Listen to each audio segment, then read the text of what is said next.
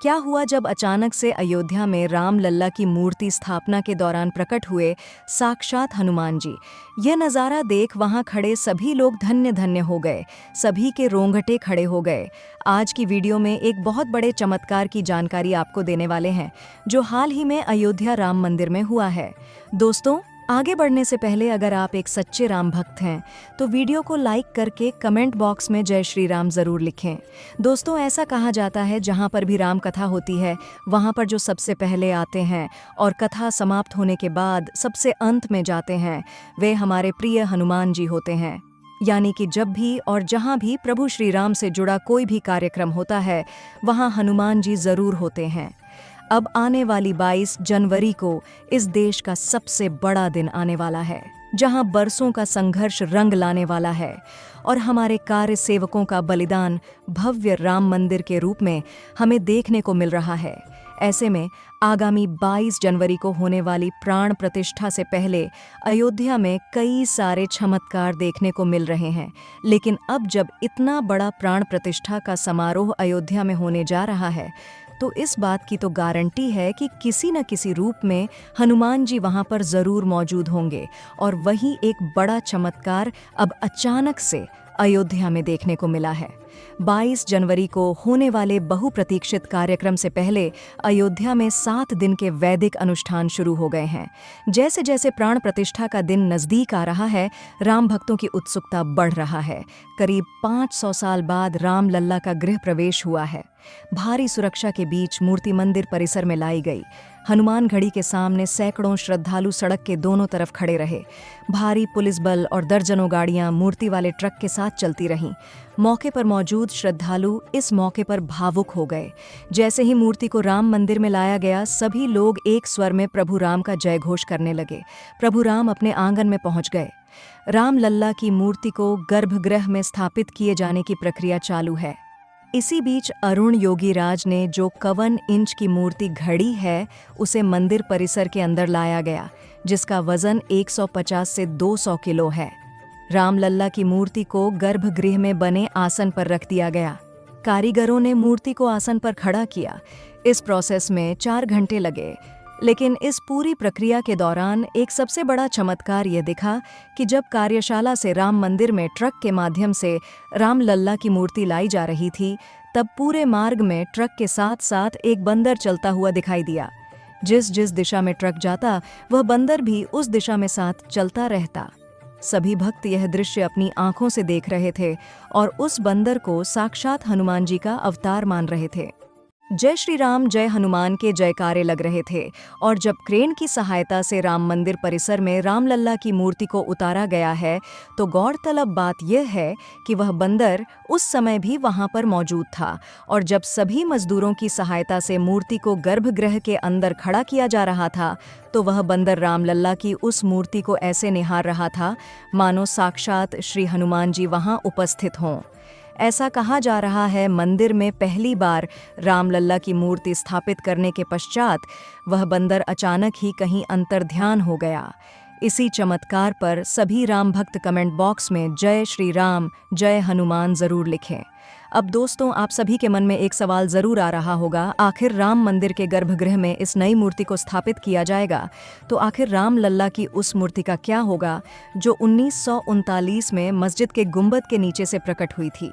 आचार्य सत्येंद्र दास राम लल्ला विराजमान को सबसे ज्यादा अहम बताते हुए कहते हैं, नए वाले भगवान राम का तो भव्य मंदिर बन ही गया है, लेकिन ज्यादा महत्व इन्हीं 1939 वाले राम लल्ला का है। कोर्ट ने इन्हीं राम लल्ला विराजमान के आधार पर फैसला दिया कि यही राम जन्मभूमि है। इसी के बाद मंदिर बनना शुरू हुआ। आचार्य सत्येंद्र दास बताते हैं, आप जानते हैं कि जितना विवाद हुआ है और जो कोर्ट में मुकदमा लड़ा गया वह पहले से मौजूद राम लल्ला विराजमान के नाम से लड़ा गया। इन्हीं के नाम पर सुप्रीम कोर्ट ने हुक्मनामा दिया है। अब मंदिर बन गया है तो इसीलिए जैसे राम लल्ला विराजमान की पूजा अर्चना पहले से होती रही उसी प्रकार से होती रहेगी। उनके मुताबिक जहां नए राम लल्ला रखे जाएंगे वहीं पर पुराने राम लल्ला भी रखे जाएंगे। रामलल्ला की पूजा के बारे में आचार्य सत्येंद्र दास कहते हैं, सभी संप्रदाय अपनी पद्धति के हिसाब से रामलल्ला विराजमान की पूजा अर्चना करते हैं। 16 मंत्रों से एक एक वस्तु को भगवान को समर्पित किया जाता है। राम के साथ भरत, लक्ष्मण और शत्रुघ्न सभी भाइयों की पूजा होती आई है। अब जो भव्य मंदिर बना है उसी में इनकी स्थापना होगी। अयोध्या में राम लल्ला का स्नान पूजन उज्जैन के शंख से होगा। यह शंख लेकर श्री महाकालेश्वर मंदिर के मुख्य पुजारी पंडित घनश्याम शर्मा गुरुवार शाम अयोध्या के लिए रवाना हुए। वे विशेष राम रथ से अयोध्या के लिए निकले हैं। 22 जनवरी को प्रभु राम अपने भव्य महल में विराजमान होंगे, लेकिन प्रभु राम के आने से 5 दिन पहले से ही प्राण प्रतिष्ठा की पूजा अर्चना शुरू हो गई है। दोस्तों, 22 जनवरी से पहले ही अयोध्या को दुल्हन की तरह सजा दिया गया है। मंदिर में राम लल्ला के प्राण प्रतिष्ठा का समय दोपहर 12:20 का तय किया गया है। जिस प्रतिमा को मंदिर के गर्भगृह में रखा जाना है उसका वजन करीब 200 किलो है। भगवान राम की यह प्रतिमा 5 साल के बच्चे के स्वरूप की होगी। गुजरात से एक ट्रेलर पर 5500 किलो का ध्वज दंड अयोध्या पहुंच गया है, जो इतना ज्यादा बड़ा है कि इसको एक ट्रक के अंदर लाया गया है, जिसकी तस्वीर सामने आने के बाद पूरी दुनिया में चर्चा हो रही है। इसके अलावा गुजरात से 500 किलो का नगाड़ा पहुंचा है, जिस पर सोने की परत चढ़ी हुई है। 24 किलो का 1 घंटा पहुंचा है, जिसको प्राण प्रतिष्ठा के बाद में मंदिर के अंदर बजाया जाएगा। इसके अलावा 108 फीट लंबी अगरबत्ती गुजरात से अयोध्या पहुंची है। और क्या आप कल्पना कर सकते हैं कि 1100 किलो का दीपक भी बनाकर गुजरात से अयोध्या भेजा है। दोस्तों, ये सभी चीज़ें इतनी ज़्यादा अलग हैं कि लोग दूर दूर से इन्हें देखने को भी पहुंच रहे हैं, और पहुंचेंगे भी क्यों नहीं। करीब 500 सालों के लंबे संघर्ष के बाद भगवान श्री राम का मंदिर बनने जा रहा है।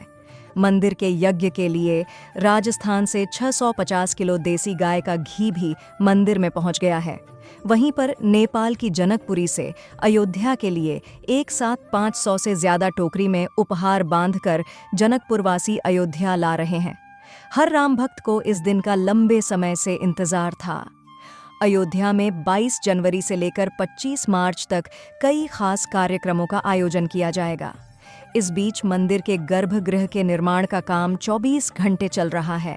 22 जनवरी को राम मंदिर में राम लल्ला की प्राण प्रतिष्ठा होने वाली है। दोस्तों, कोई भी मंदिर के लिए प्राण प्रतिष्ठा का कार्यक्रम बहुत ज्यादा महत्वपूर्ण होता है।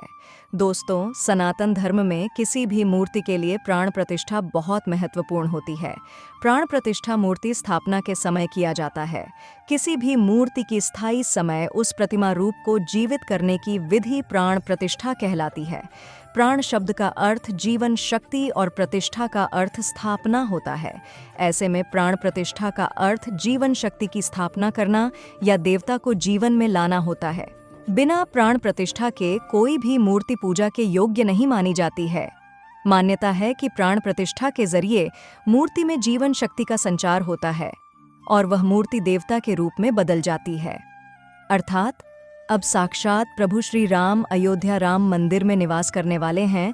राम मंदिर की प्राण प्रतिष्ठा से पहले प्रधानमंत्री मोदी ने अयोध्या में अलग अलग विकास कार्यों का उद्घाटन किया और महर्षि वाल्मीकि इंटरनेशनल एयरपोर्ट अयोध्या धाम भी लोगों को तोहफे में दिया। इस एयरपोर्ट में आपको श्री राम से जुड़ी सजावट देखने को मिलेगी। इस एयरपोर्ट के अंदर घुसते ही हमेशा लगता है हम फिर से रामायण काल में आ गए हों। तो दोस्तों, आशा है कि इस वीडियो में बताई गई जानकारी आपको ज्ञानवर्धक लगी होगी। आप इस वीडियो को लाइक शेयर करके कमेंट में जय श्री राम ज़रूर लिखें। हमारे चैनल धर्म किनारा को सब्सक्राइब ज़रूर कर ले, ताकि आपको हमेशा ऐसी सत्य चमत्कारी घटनाएं देखने को मिलती रहे। जय श्री राम।